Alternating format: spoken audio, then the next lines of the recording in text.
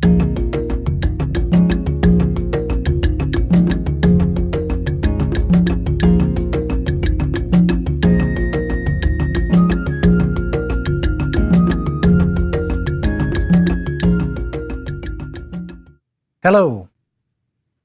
For the past several lectures, we've been focusing primarily on Southern and indeed on South Africa, looking at the creation of the Cape Colony, the transformation of the Southern Bantu peoples in the process we call the Imfakane, on the frontier conflict, and on the discovery of diamonds and gold. At this point, let us widen our lens again to examine the larger dimensions of Africa's relations with the outside world. In the 19th century period, we might consider it an interlude, the period between the ending of the Atlantic slave trade and the onset of outright European conquest and partition of the continent. This era of interlude raises some intriguing and sometimes contradictory events, trends, possibilities, and it presents some interesting examples of what we might call what-if questions. In other words, I'll give one example which does emerge here. What if European conquest and colonization had not come at the end of the 19th century? Could Africa have experienced some kind of modernization in the absence of that colonization?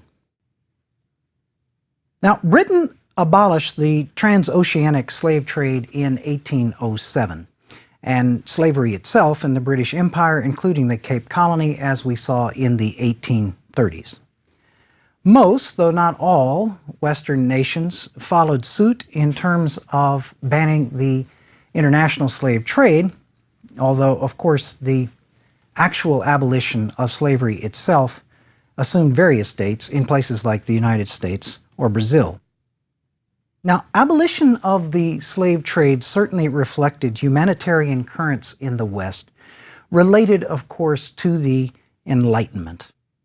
I do not in any sense want to underplay those. It seems to me it is a disservice to the memory of fighters for emancipation and abolition like Olaudah Equiano, Frederick Douglass, T. Full Buxton, William Lloyd Garrison, who, for ideological and indeed moral reasons, showed enormous courage and labored tirelessly for the ending of chattel slavery. But it is also relevant to mention that the period of abolition corresponded with the rise of industrial, as opposed to mercantile, capitalism. Industrial capitalism's emphasis came to rest, of course, on, among other things, free labor, and in this sense we mean wage labor, as opposed to chattel slave labor. Now, the implication of this for West Africa was essentially this, that the external demand for West African products shifted. The demand for enslaved human laborers fell, and that for other commodities rose. For instance, and perhaps most prominently, the product of palm oil obtained from palm kernels, used originally to lubricate the rapidly multiplying machines of the industrial age. The demand for palm oil is, to me, a perfect example of how a shift in the political economy, in this case the shift to industrial capitalism in Europe, has genuine implications for other parts of the world, and palm oil, the product of a tropical plant, becomes crucial in the operation of the technology of the Industrial Revolution. Palm oil also used in a very different sort of way, and that is in the making of soap. And indeed, originally a soap like palm olive drew its name from the two products which went into it.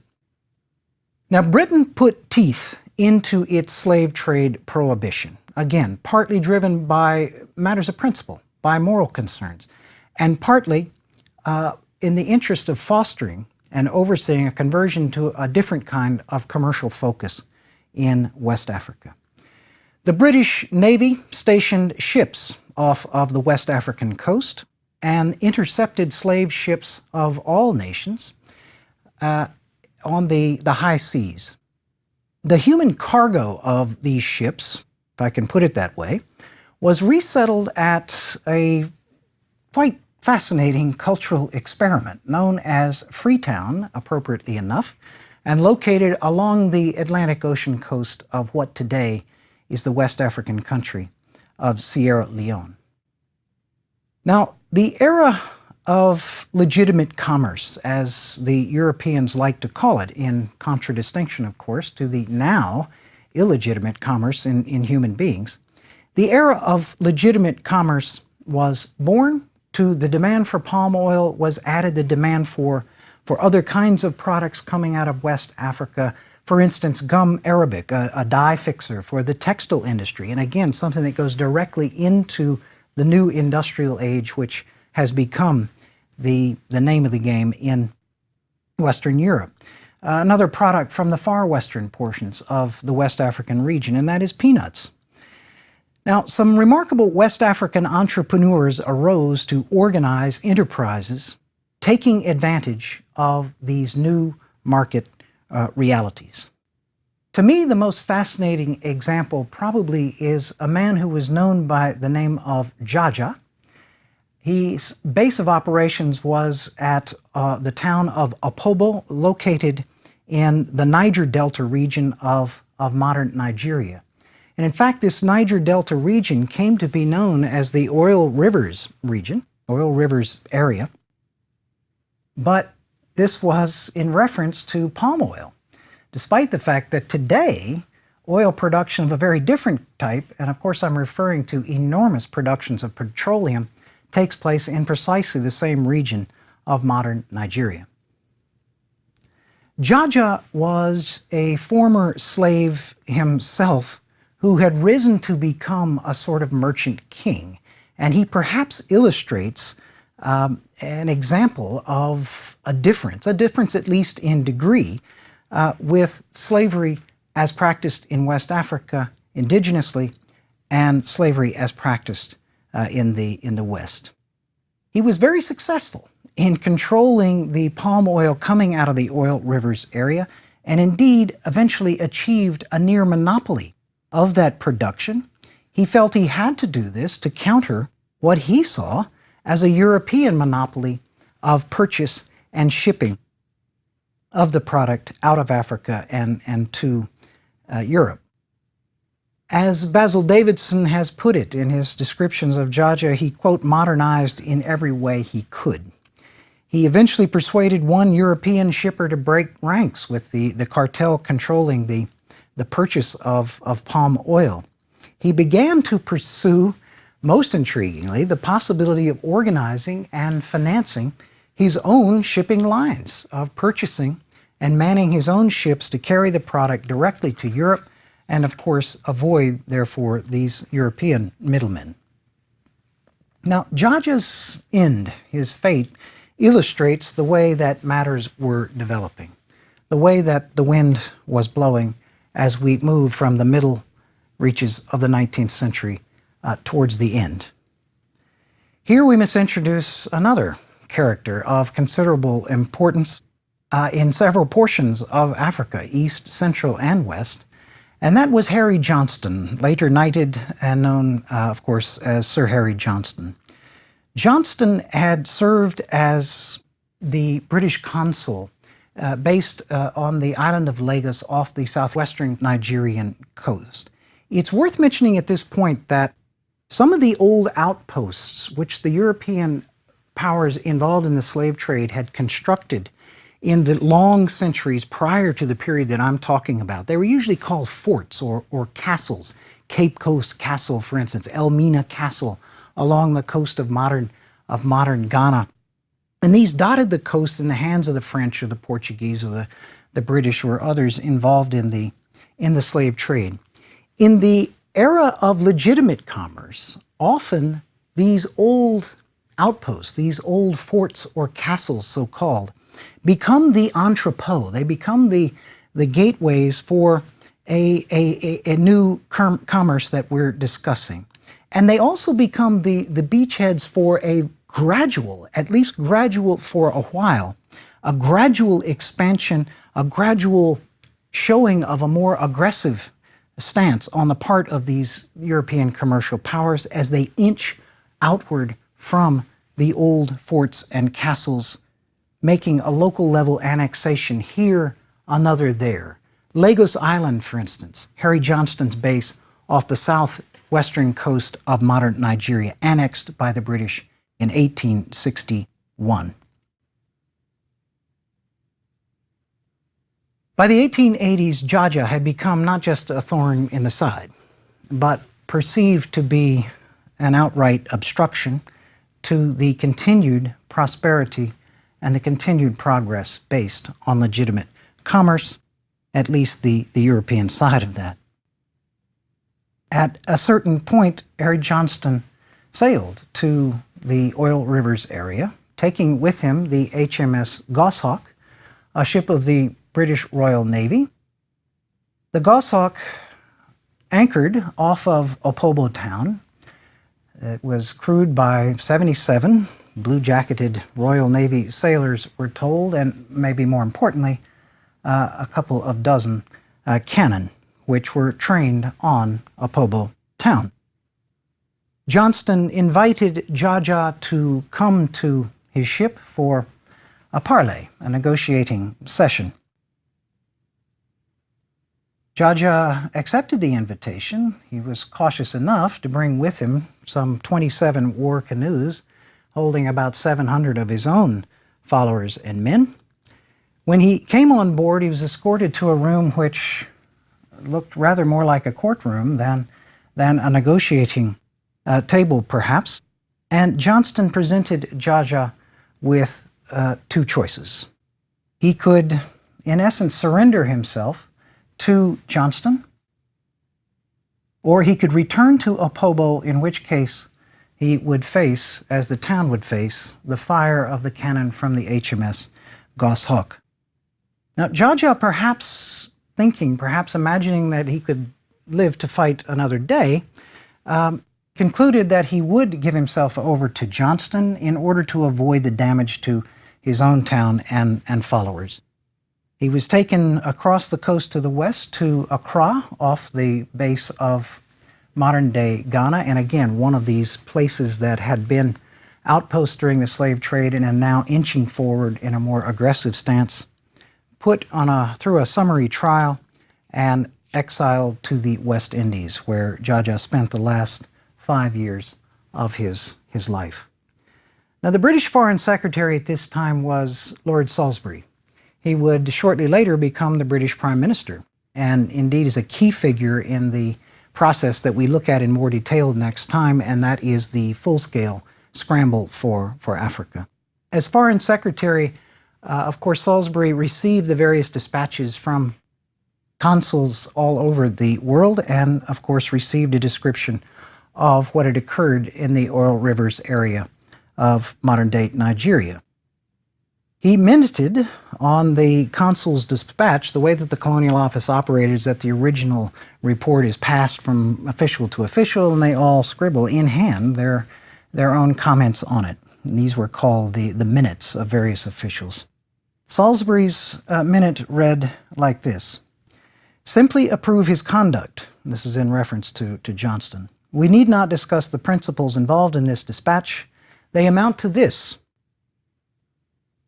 that when a merchant differs from a native chief as to their respective rights, the native chief is to be deported." Thus Salisbury's conclusion, although he conceded in his own words, these are Salisbury's words, in other places it would be called kidnapping.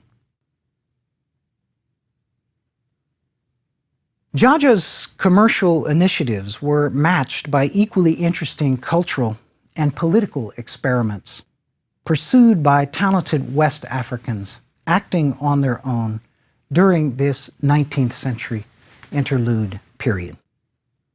A number of these initiatives offer tantalizing hints of that what-if question I posed at the beginning.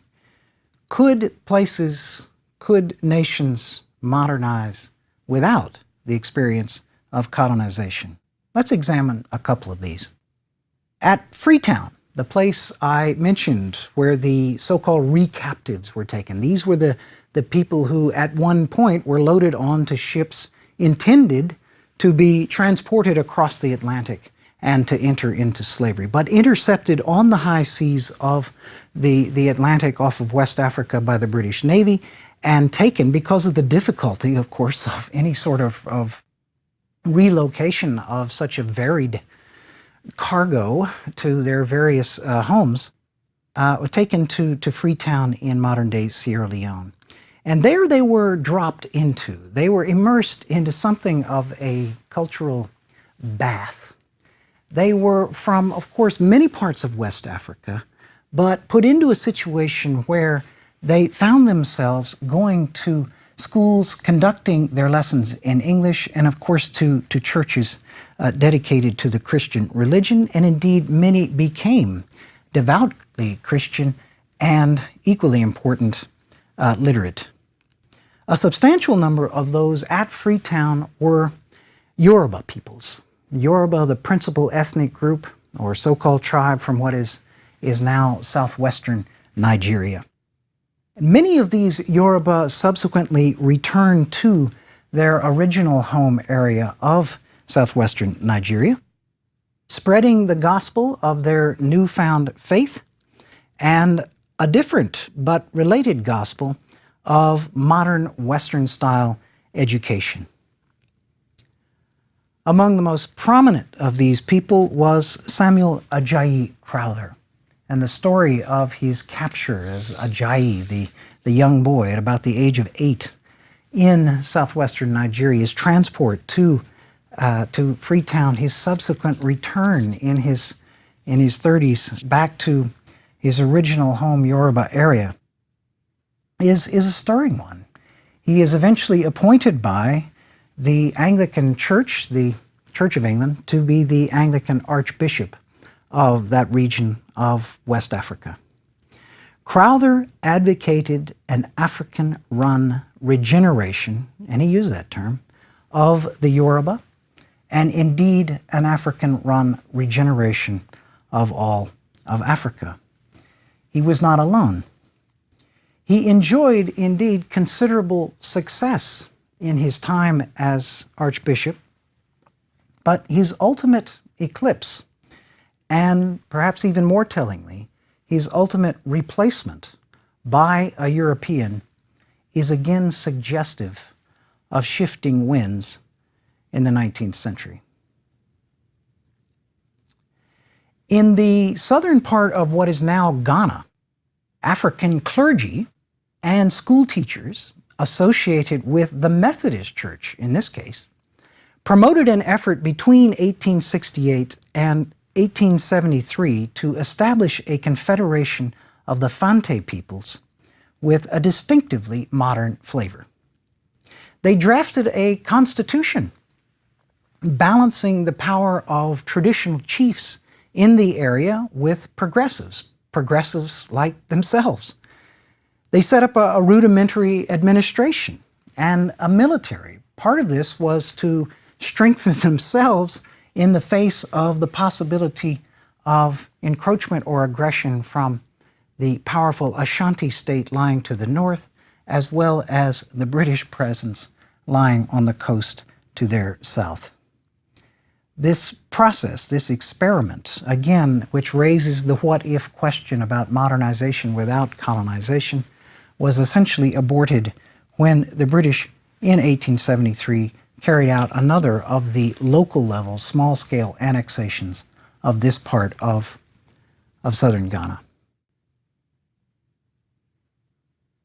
Now, in East Africa, there was also a commercial renaissance in this interlude period of the 19th century, but not nearly so legitimate. In Lecture 11, we visited the creation of the Swahili, eventually Arab/Swahili world of the East African coast. The traders who were largely the kingpins of that whole commercial culture had been content, of course, for a very long time to allow the products of the interior, the ivory and gold, as well as humans, enslaved humans, to be brought to them. In the 19th century, though, they adopted a far more aggressive attitude. Several, like a man born as Hamid bin Muhammad, but whom the Europeans, and indeed some of his own followers, knew as Tipu Tip, moved boldly to ally with African rulers of the interior and to intensify the exploitation not just of ivory in this case, but very definitely of humans as slaves. Now, these slaves were head for the growing, indeed increasingly booming, plantations of the Swahili coast proper, the East African coast, and to offshore islands like Pemba and Zanzibar. This is the period when Zanzibar's development, for instance, of its clove industry, which still is the dominant industry of that island and indeed produces most of the world's cloves even today. Slaves were intended for destinations on the eastern coast, the offshore islands, or indeed further afield to Persia and Arabia. It was in this period of deeper and wider penetration of the East African interior that Kiswahili, the Swahili language that again we looked at in Lecture 11, a Bantu language, though one which employs a large number of borrowed terms, borrowed vocabulary from Arabic. It is in this period that it became the lingua franca, understood all through East Africa. It's an official language of Kenya and Tanzania today, spoken in Uganda, certainly spoken in eastern Congo, and as far west as the northeastern reaches of Zambia. This is the period when Swahili became one of the most important and widespread of all African languages.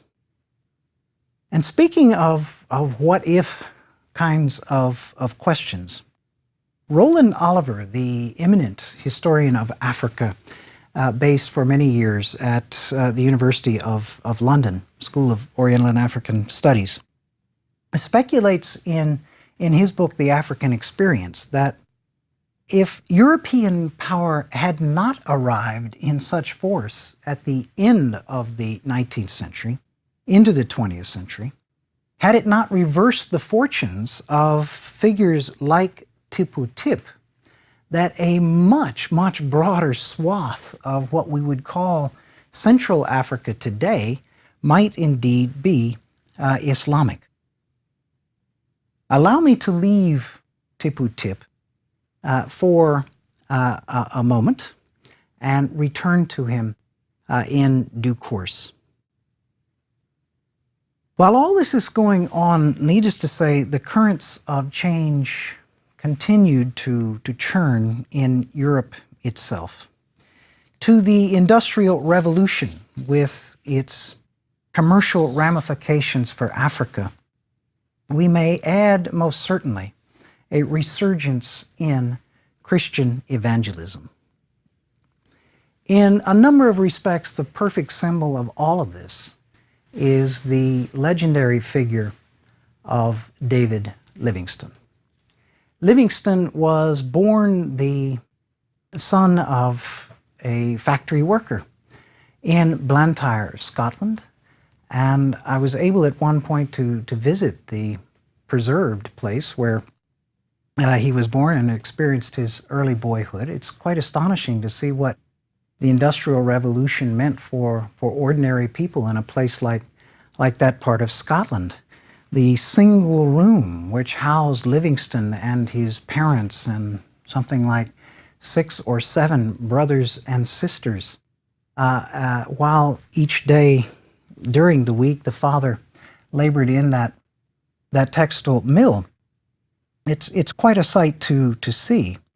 Livingstone had gone out early originally to South Africa, where he served his apprenticeship at Kuruman, his apprenticeship as a missionary. But he had also become educated as a medical doctor, and he used, as so many missionaries later did, and missionary societies later did, used the direct service occasioned by their medical skills in order to combine this with the message of their faith. From Kuruman, and that base in the northern part of what is now South Africa, Livingstone began his series of quite extraordinary journeys on foot for a period spanning something like 4 decades.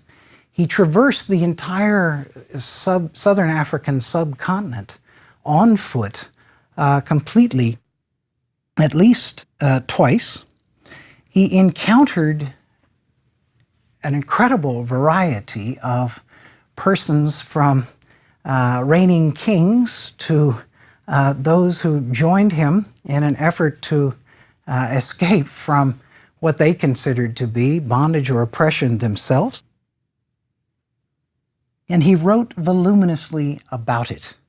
His journals today, as well as his published materials, remain some of the most valuable of historical sources for anyone delving into this region.